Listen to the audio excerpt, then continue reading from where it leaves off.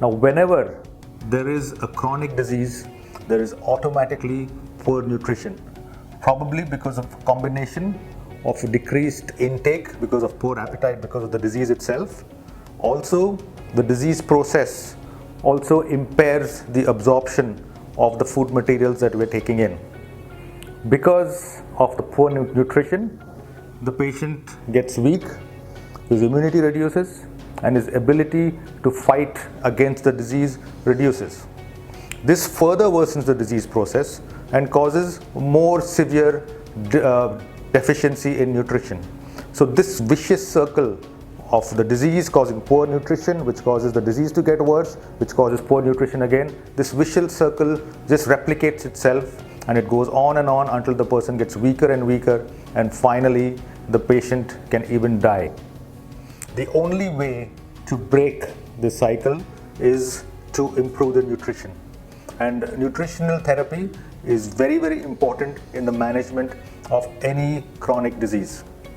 Now, a balanced diet or balanced nutrition would consist of having a combination which is appropriate, and we should have a combination of calories, which includes proteins, carbohydrates, and fats in the right proportions, vitamins, vitamin A, B complex, C, D, E, and vitamin K, electrolytes, specifically sodium, but also potassium, phosphorus, and magnesium, and calcium as well. And finally, a balanced diet also requires micronutrients like iron, zinc, and selenium.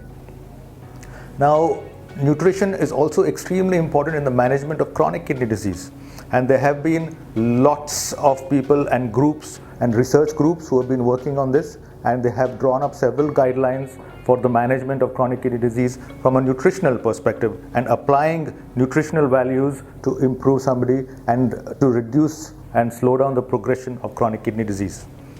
Chronic kidney disease is basically categorized into 5 stages: stage 1, 2, 3, 4, and 5.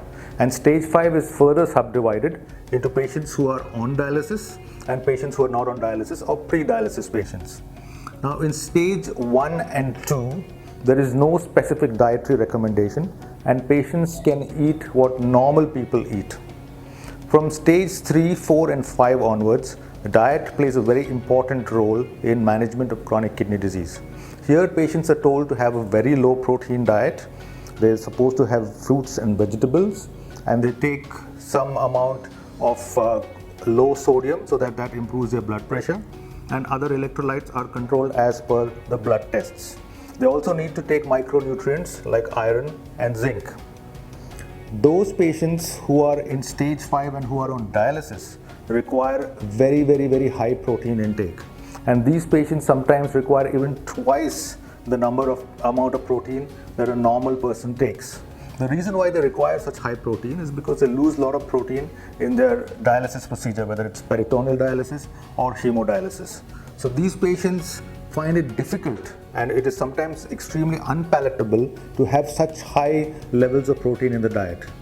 To get over this problem and this hurdle, there are plenty of dietary and protein supplements which are available in the market, and these can be utilized and under the guidance of a qualified nutritionist and a nephrologist.